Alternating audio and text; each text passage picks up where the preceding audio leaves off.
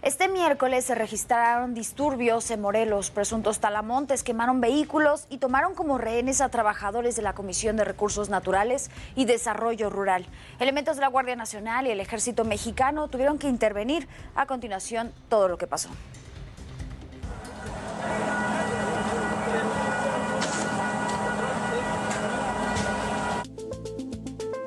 Presuntos talamontes quemaron 3 camionetas de la Comisión de Recursos Naturales y Desarrollo Rural. Además, mantuvieron retenidos a más de 40 trabajadores como parte de una protesta por el cierre de 4 aserraderos clandestinos en Huitzilac, Morelos. Ahorita la gente los tiene retenidos, se están echando balazos, explotaron 3 camionetas, ahorita no los dejan salir de allá de Huitzilac. Desde la tarde del martes, autoridades de Profepa, apoyados por la Fiscalía General del Estado de Morelos, el Ejército y Guardia Nacional, realizaron operativos contra la tala clandestina en Huitzilac, límites con Morelos y la Ciudad de México.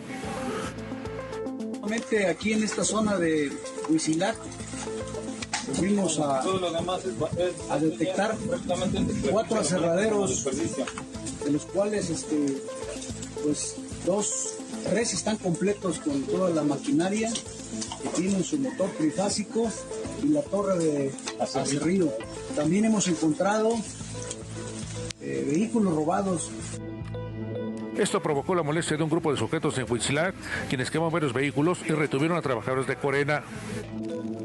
Al mediodía, familiares de los empleados cerraron la carretera México-Cuernavaca a la altura de Topilejo para presionar a las autoridades para que sus familiares fueran liberados. El Ejército y la Guardia Nacional montaron un operativo y lograron rescatar a los trabajadores, aunque no hubo detenidos. Las más de 40 personas se reunieron con sus familiares. Al bajar de los vehículos oficiales, los empleados de Corena y sus familiares se fundieron en un abrazo y se retiraron del lugar. Se desconoce alguno de ellos acudirá a levantar alguna denuncia por estos hechos. Debido al incremento de la tala clandestina, las autoridades han montado constantes operativos en la zona de la Jusco y Topilejo. Mario Miranda e Isidro Corro, El Heraldo Media Group. Y ya le informaba, la tarde de este miércoles se registraron bloqueos y quema de vehículos en la autopista México-Cuernavaca. Esto tras un operativo contra talamontes de la zona.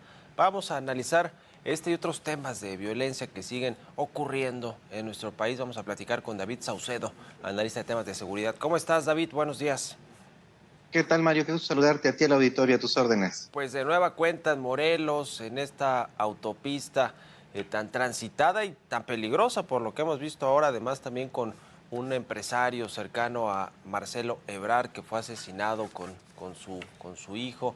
Estamos viendo esta violencia ahora de los talamontes, enfrentándose con la Guardia Nacional, con las fuerzas del orden público, los policías. A ver, ¿ante qué estamos? Estos son asuntos particulares que después se vuelven muy mediáticos por lo que se refiere a incendiar autos y dejarlos bloqueados en estas vías de comunicación. En efecto, desde hace cuando menos 4 años, Mario, opera en esta región una mafia que se ha conocido de manera popular y en esta región como la mafia de los talamontes. Sí. Se trata de una organización criminal que se dedica al secuestro, al robo de transporte de carga, a la extorsión, pero sobre todo a la tala ilegal. Desde hace tiempo, los líderes criminales han empleado a la población de la zona para que los apoyen en la realización de estas actividades.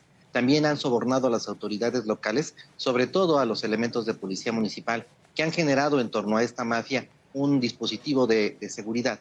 Es decir, lo que tenemos es un grupo criminal muy parecido al que hay ya en otros estados del país, que tiene un anillo de protección policial, un anillo de protección política y una base social de apoyo. Después de que las fuerzas federales hicieran este operativo de desmantelamiento de 4 aserraderos clandestinos, los integrantes de este grupo criminal convocaron a su base social de apoyo para que bloquearan la extracción de la madera que había sido decomisada por parte de las fuerzas federales.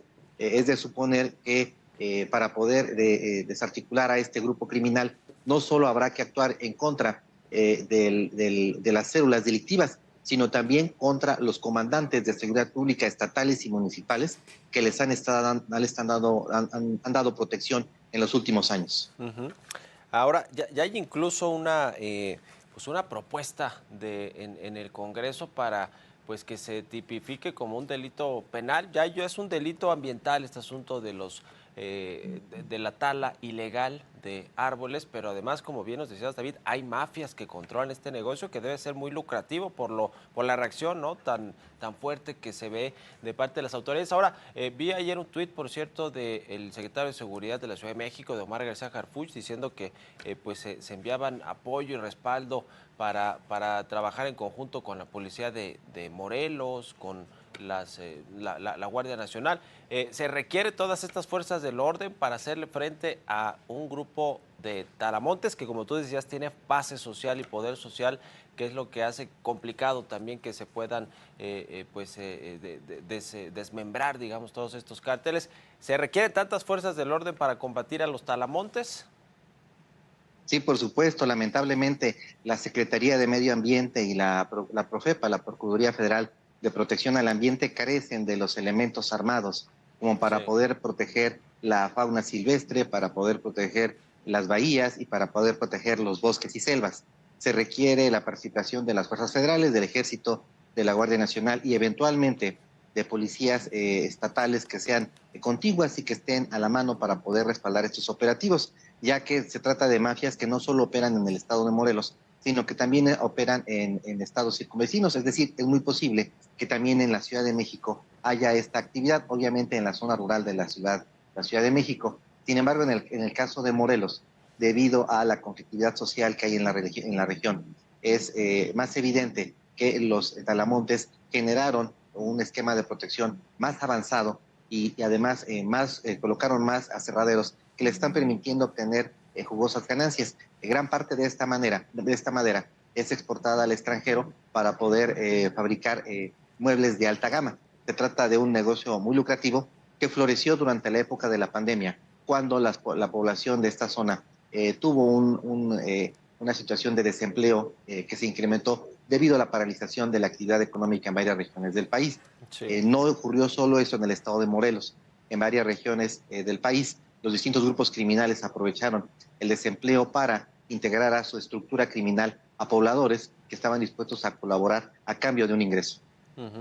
Hablando del tema de cerrar vías de comunicación tan importantes como esta autopista México-Cuernavaca o la que lleva hasta Acapulco, la autopista del Sol, que ya es una práctica muy común como decíamos, de las bases sociales que están pues del lado de los criminales, porque de alguna manera pues son los que les construyen caminos, casas, escuelas, en fin, están muy metidas, arraigadas en toda la sociedad. Pero esto conecta con el otro asesinato que te decía al inicio, que fue en Guerrero, más hacia Chilpancingo, en esta misma autopista del Sol, de un empresario. No es nuevo, digamos, lamentablemente, que se asesinen a empresarios e incluso a políticos, pero este empresario muy ligado a Marcelo Ebrard, junto con su hijo, se habla de que si fue un asalto o no, después se habla de que pues iban directamente por él. ¿Cómo lees todo este asunto que ya traspasa, digamos, un caso aislado al tema político, también de violencia política, David? Es un paso adelante el que están dando los grupos criminales. Inicialmente su actividad era esencialmente económico-criminal. Después empezaron a generar anillos de protección policial.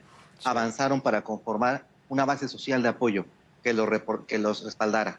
Incluso están participando en medios de comunicación, dictando la línea editorial y asesinando periodistas o presionando a medios de comunicación locales para que den a conocer solo las noticias que a ellos les interesan. Y este paso hacia adelante es participar en la vida política de las regiones en las que tienen presencia, mediante el financiamiento de candidatos o amedrentando candidatos, respaldando proyectos políticos o atacando proyectos políticos que no sean de su agrado. No tenemos mucha información con respecto al lamentable asesinato del empresario que formaba parte de la estructura electoral de Marcelo Ebrard, pero me queda claro que fue orquestado por los grupos criminales por alguna razón.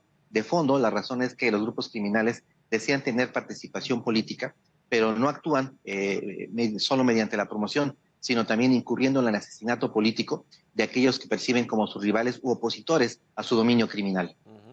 Ya el 2021 fue un año terrible en términos de violencia política y de asesinato de candidatos, de políticos, de aspirantes a algún cargo público. Ojalá que no sea el caso del 2024, pero no pinta, la verdad es que nada bien con todos estos antecedentes. Gracias, David, como siempre, por estos minutos y muy buenos días. Gracias a ti, Mario. Un abrazo. Hasta luego. Igualmente, David Saucedo, experto en temas de seguridad.